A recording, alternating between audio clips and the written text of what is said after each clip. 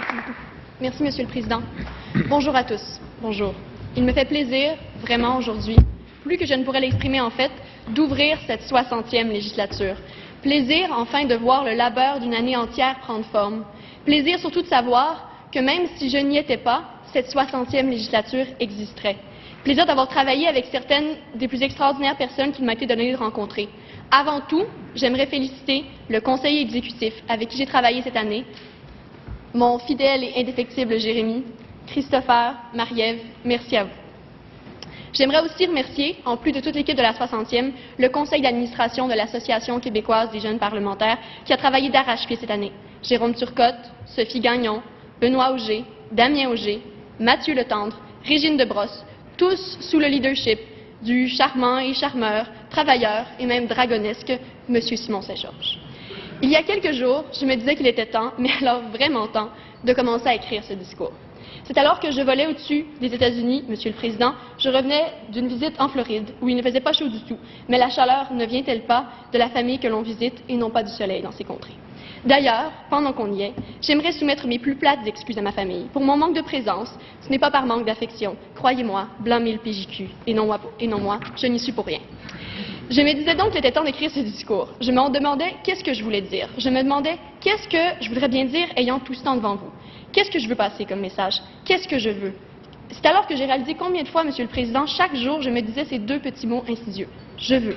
Je veux beaucoup de choses, Monsieur le Président. C'est évident, mais au final, on s'en sert un peu de ce que je veux. Parce que ceci n'est pas à propos de moi. Ça ne devrait pas être à propos de moi. Ceci n'est pas à propos de ce que je veux. Le PJQ est même tellement peu à propos de moi que, sans moi, comme je disais, il y aurait malgré tout une 60e législature, comme il y en a eu 60 auparavant et comme j'espère qu'il y en aura 60 après. J'ai donc réalisé combien il est facile de penser à ce qu'on veut et beaucoup moins facile à penser à ce que les autres veulent, ou encore plus difficile à ce que les autres ont besoin, à ce que nous avons tous besoin, à ce dont ce monde a besoin. Pourtant, ce n'est pas que moi. Chaque fois qu'on me demandait « Alors Geneviève, ce discours, il est fini ?» et que, honteuse, je répondais « Non, pas encore, mais ça vient, hein ?» Je demandais à mon interlocuteur, et toi, tu penses quoi? Qu'est-ce que je devrais dire? Et invariablement, on répondait, ah, mais tu devrais parler de toi? Encore moi? Mais ça, non. Non, Monsieur le Président, non seulement je viens d'établir que ceci n'est pas à propos de moi, mais en plus, je ne gaspillerai pas l'écoute de tous ces nobles gens pour parler de ma vie insignifiante. Et je demandais à tous ceux qui me disaient ça, mais pourquoi je parlerais de moi? Pourquoi est-ce que je vais faire une telle chose? On me répondait des choses, par exemple, ben, t'as voyagé, tu devrais avoir des choses à dire, non? C'est quand même intéressant comme lien. On m'a dit ça plusieurs fois. Combien d'avions as-tu pris, Geneviève, cet été? Je ne sais plus, je ne sais pas, 11, 12, je ne m'abuse. Ah, alors tu vois, alors voilà, tu as quelque chose à dire. Mais qu'est-ce que cette corrélation? Alors, il semblait y avoir un consensus, dont seulement moi n'avait pas été mise en courant. On prend des avions, on voit du pays, apparemment, ça fait qu'on a des choses à dire. Bon, c'est un angle possible. Je dirais plutôt que, évidemment, ça nous fait apprendre des choses. Ça me va. J'ai appris des choses, ça c'est certain. S'il y a une chose que j'ai appris, il y a bien sûr, Monsieur le Président, la patience, une vertu qui est encore très à développer chez moi. Encore à développer malgré tout. Il y a tout un tas de trucs qu'on réalise aussi, mais certains dont je très mauvais goût parlant dans un tel lieu, comme l'usage d'installations sanitaires qui sont moins confortables que celles que nous disposons, mais bon, passons. Car de fait, j'ai évidemment peu de crédibilité à dire que je n'ai rien à dire. Trop de gens savent combien d'extinctions de poids j'ai chaque année, trop de gens savent que j'ai écrit, je ne sais plus, 50 ou 100 pages sur mon blog cet été. Je passe certainement plus de temps à parler qu'à dormir. Mais la question qui me triture, Monsieur le Président, est la suivante. C'est la pertinence des propos. C'est quelque chose qui m'obsède, puisque je parle beaucoup. Comment s'assurer de ne pas dire de bêtises? Ou en tout cas, pas trop. C'est une chose de parler pour parler, c'est une chose de parler pour raconter, c'est une chose de parler pour se souvenir, ou alors pour comprendre, pour s'échapper, pour prendre prise, ou alors pour lâcher prise. Mais c'en est une autre de le faire lorsqu'on veut que quelqu'un, quelque part, on l'espère, en retire quelque chose. Car c'est une des petites choses que j'ai compris entre ces, justement, 11 avions. Partir loin, c'est terriblement tentant quand on cherche des réponses. Mais, surtout, on trouve des questions. Et on revient un peu plus confus de ne pas se sentir vraiment plus solide sur ses pattes. C'est un grand mythe, alors nous allons le déboulonner des réchefs, Monsieur le Président. Voyager ne permet pas de se trouver. Parler non plus, en fait. On s'y perd, bien plus souvent qu'autrement. Mais, par contre, nous allons apprendre. Parce que sinon, c'est un peu comme parler, mais sans écouter. Il y a quelque chose de très populaire à dire et que l'on semblait presque me demander quand je suis revenue, c'est de raconter comment on est parti, on a compris la pauvreté, la simplicité, le bonheur des indigènes qui batifolent nus dans la jungle. À mon avis, Monsieur le Président, ça n'a pas grande valeur de raconter cela à qui que ce soit. Ça ne sert qu'à se conforter un peu plus dans l'idée que le bonheur, puisqu'il se trouve chez les pauvres, c'est une façon qu'on peut utiliser de dire que dans ce cas-là, ce n'est pas grave s'ils sont pauvres, s'ils crèvent de faim, s'ils meurent de froid ou alors s'ils meurent de tuberculose. Pardonnez-moi, il fallait que je le dise. Alors, je crois que c'est faux. Je crois que c'est archi faux. Ce sont des balivernes, Monsieur le Président. Le bonheur, comme la bêtise, se retrouve également distribué chez les riches et chez les pauvres, chez les beaux et chez les laids, et ça ne justifie en rien, mais alors en rien que l'on maintienne d'autres humains dans la pauvreté, que l'on perpétue une inégalité, ou alors que l'on décide au nom des autres de qui peut parler et qui ne peut pas, et qui doit se taire au final. Cela ne justifie pas que une personne sifflote, que l'on sifflote, pendant que d'autres, eux, tombent comme des mouches. Je fais partie de l'école de pensée de ceux qui disent qu'il n'est pas nécessaire de voir pour s'insurger. Je ne parle pas quechua, par contre, je peux dire haut et fort que les conditions de santé des Autochtones au Pérou sont déplorables. Je n'ai pas parcouru l'Afrique et pourtant, je demande un meilleur accès aux médicaments antirétroviraux. Personne ici dans cette Assemblée n'aura besoin d'être à la fois professeur, médecin, légiste et économiste pour pouvoir participer au débat des prochains jours. Nous avons tous, je crois, quelque chose qui vient nous chercher, qui nous travaille, qui nous fait avancer. Quand je regarde une carte, Monsieur le Président, je vois des points. Et ces points-là, c'est partout où on meurt pour rien. Et mon rêve à moi, c'est d'aller effacer ces petits points, un à la fois. Une fois qu'on a trouvé un rêve comme cela, on a toujours une bonne raison de se lever le matin. Chacun devrait pouvoir trouver un espoir, un but plus grand que soi, comme celui-là. Dans les prochains jours, 4 ministres qui sont des personnes merveilleuses, et je le dis en connaissance de cause, parleront un peu de ce que je crois qui peut être, au moins, un de leurs petits rêves. Pourtant, ce rêve est plus grand qu'eux, et il est à accomplir. C'est un petit morceau qu'ils partageront avec nous, et puisque nous sommes cette bande de chanceux qui sommes ici en cette période, j'espère que nous rendrons tous hommage à leur travail. Donc, je disais, oui, on n'a pas besoin d'avoir vu pour s'offusquer. Par contre, ça peut aider. Avant de voir la tuberculose consommer quelqu'un, je me menais déjà devant le piètre travail que l'on faisait dans ce domaine. Je considère cela comme une preuve, le fait que toujours, je compte les secondes, et à chaque fois que ça fait 10, j'ai une petite coche au cœur parce que je sais que quelqu'un, quelque part, que j'appelle mon patient, même s'il ne m'a jamais vu, vient de mourir d'une maladie que nous aurions pu prévenir, que nous aurions pu guérir, que nous aurions pu même avoir éradiquée. Mais comme je disais, ceci ne devrait pas être à propos de moi. On peut donc s'offusquer sans voir, mais voir rester instructif. Je n'ai pas vu d'indigène batifoline nue, vous savez, parce que j'étais à Java, Monsieur le Président, et dans la plus grande ville du plus grand pays musulman au monde, on ne se promène pas particulièrement nu. On meurt beaucoup de la tuberculose, par contre. Vous savez qu'on appelle la tuberculose consumption en anglais, parce que les gens, ils se consomment de l'intérieur. C'est à peine s'ils ne partent pas en fumée devant nous. Je n'avais jamais vu un patient comme ça à ce stage, mais quand je l'ai vu sur son lit au matelas tellement fin qu'il aurait pu être une feuille, j'aurais pu le diagnostiquer en le regardant. Son corps criait la tuberculose qui le mangeait tout rond. Quand il a voulu s'asseoir, pour nous, il a été pris une quinte de tout, et comme pour bien exemplifier tous les symptômes, il a fait un épisode d'hémoptie sur le champ. Hémoptie, Monsieur le Président, c'est un mot stérile pour dire cracher du sang.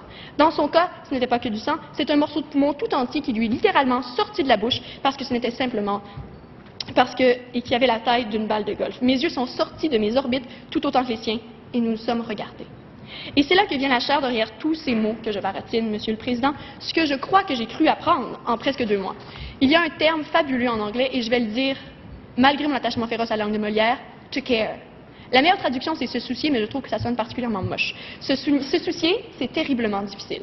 En fait, souvent, on nous dit de ne pas trop se soucier. On a grandi en entendant que oui, c'est charmant, aimer son prochain et tout, mais bon, il ne faut pas trop le faire quand même. Il ne faut pas exagérer. Pas besoin de se soucier de tout. Pas besoin de se soucier de tout le monde. Pas besoin de se soucier de chacun égal. Mais s'il le fallait, Monsieur le Président.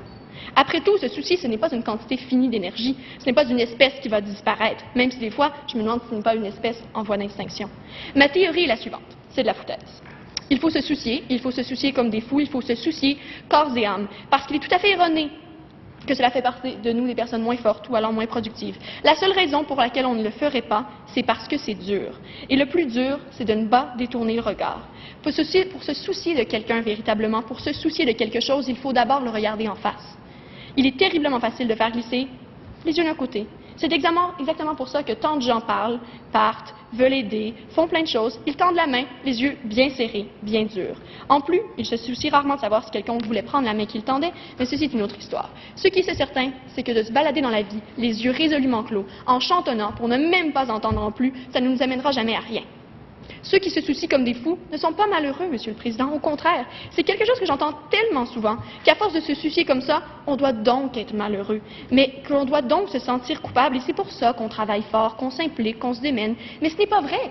Il n'est pas vrai que ceux qui se soucient portent le monde sur leurs épaules. Quand on se soucie des autres, quand on veut que personne ne meure de maladie que l'on peut prévenir et traiter, quand on veut que tous aillent à l'école, puissent vivre sans se faire rouler par un financier sans scrupules, que tous arrivent à vivre dans un système politique qui les représente véritablement, qu'on arrive à voir chacun et à se dire que chaque être humain vaut tout autant que soi ou sinon plus, alors on va se coucher heureux le soir. On se sent certainement pas coupable. On sent qu'on a travaillé, qu'on a fait de notre mieux, qu'on a fait tout ce qu'on pouvait. Alors on est satisfait et on recommence le lendemain, toujours un peu mieux. Celui qui s'est insurgé et qui a fait tout ce qu'il pouvait, après le dur labeur d'une journée à faire son possible, il va dormir du sommeil du juste. Sa tête est lourde de sommeil, mais ses épaules sont légères. Par contre, celui qui fait son chemin les yeux fermés à longueur de journée n'arrive plus à laisser tomber ses paupières le soir venu. Le monde est un bordel, Monsieur le Président. On sait que tant de choses vont mal, que tant est à faire. On doute tous parfois que quiconque réussira. Mais quand on n'a même pas eu le courage de regarder comme il est le monde autour de nous, de prendre la souffrance dans ses yeux et de se dire « Non, je ne fléchirai pas, je ne détournerai pas le regard », alors c'est une fois couché qu'on a les yeux qui restent ouverts et à fixer le plafond, et les épaules pesantes de celui qui porte l'univers sur ses épaules. On se sent coupable, on s'est arrêté à la facilité. On a détourné le regard. Et comme disait Félix Leclerc, se taire, refuser, s'expliquer, garder tout en dedans, nourrir un abcès, haïr secrètement, c'est de la lâcheté. Et tous y sont à l'aise. Mais il faut plus. Il faut plus que cela. Et particulièrement, Monsieur le Président, cette belle députation, elle peut plus. Elle peut les vrais débats. Elle peut se lever et montrer que la partisanerie n'est qu'un artefact du passé. Que les vraies choses peuvent se dire d'un côté à l'autre de cette Chambre, que dans cette Chambre, le plus fort n'est pas celui qui insulte le mieux, qui crie le plus fort ou qui a le plus d'argent, qu'ici, l'on peut englober dans un seul et même regard 2 points de vue, peut-être même 3, peut-être même plus, que l'on peut penser à avoir une opinion par et pour soi, et non pas pour d'autres, et non pas pour une organisation quelconque, mais que l'on peut aussi penser aux autres, et non pas justement seulement à soi. Faire autre chose que de se dire et penser à ces petits « je veux ». Quelque chose comme « et de quoi donc aurait-on besoin ?» plutôt.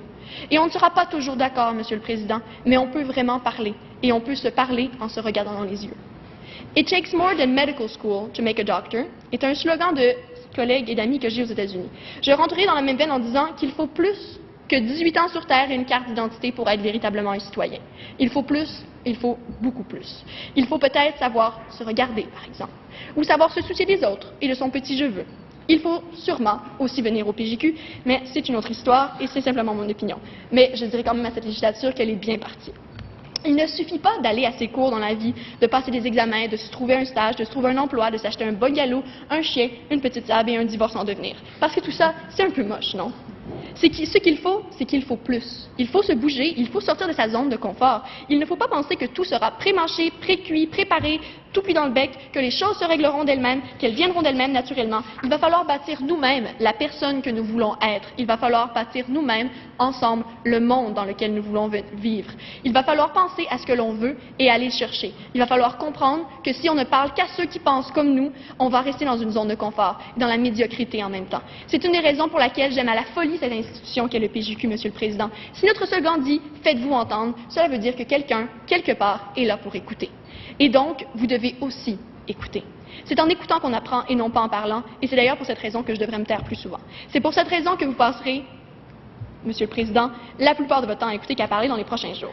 Parce que ce que l'on apprend en allant au PJQ, plus que de manger des restants de dinde de réveillon, puisqu'on apprend en descendant dans la rue, en travaillant dans un organisme communautaire, en allant à des conférences, en rencontrant des gens qui sont sur le terrain pendant que nous, on est dans un auditorium ou alors dans un salon bleu, ce qu'on apprend en s'engageant, en prenant un poste dans une instance, en organisant un congrès, en visitant sa grand-mère en maison de retraite, en allant voyager, en lisant, en écrivant, parce que tout ce qu'on apprend là vaut plus, beaucoup plus que des cours, plus qu'un ou deux cours manqués, plus qu'un B à la place d'un A, plus qu'une nuit un peu plus courte. Ça vaut tout l'or du monde, peu importe ce que cela représente pour vous. Ça vaut les yeux d'un enfant qui brille, une famille heureuse, une société sans exclus, un lever de soleil dans une campagne qui est propre. Ça vaut le coup de sortir du sentier battu, ça vaut le coup de faire son chemin, de s'engager dans la société qui est la nôtre, plus que d'être simplement un pion qui reste pris dans le trafic, qui se tasse dans le métro. Ça vaut le coup parce que c'est ce qui fera de vous un citoyen. Un vrai homme au sens large, celui qui écoute, celui qui agit, celui qui se soucie, celui qui sait le soir quand il va se coucher qu'il a fait de son mieux, que son court temps sur Terre sera au moins utile. Parce que c'est facile d'aller à ses cours, de passer ses examens et de faire ses stages. Tout le monde peut faire ça. Mais si c'est vous qui êtes là, alors je pense que vous pouvez faire plus. Je pense que vous devez faire plus. Et c'est parce qu'on a cru, depuis 60 ans ici, que nous pouvions faire plus, que vous pouviez faire plus, faire mieux, que vous aviez un cœur en plus d'avoir un cerveau. Alors vous pouvez faire comme vous voulez. Vous pouvez aller à vos cours, passer vos examens, faire vos stages, faire comme tout le monde. Vous pouvez ne faire que ça. même si pour moi, vous serez toujours coupable de ne même pas avoir essayé. Ou alors vous pouvez bouger, trouver ce qui vous allume, poursuivre vos rêves, trouver quels sont les points sur une carte qui vous font vibrer, apprendre sur ceux qui vous entourent, les regarder droit dans les yeux. Vous pouvez faire plus, peu importe ce que sera ce plus pour vous. Apprendre une langue, jouer de la musique, partir en voyage, travailler pour une ONG, aller à une conférence, rencontrer des gens, organiser un congrès, venir au PJQ, revenir au PJQ. Partez, sortez, débulez. Il faut plus et vous pouvez plus. Faites-vous entendre, faites-vous écouter. On vous regarde, Monsieur le Président. Et vous, bonne 60e.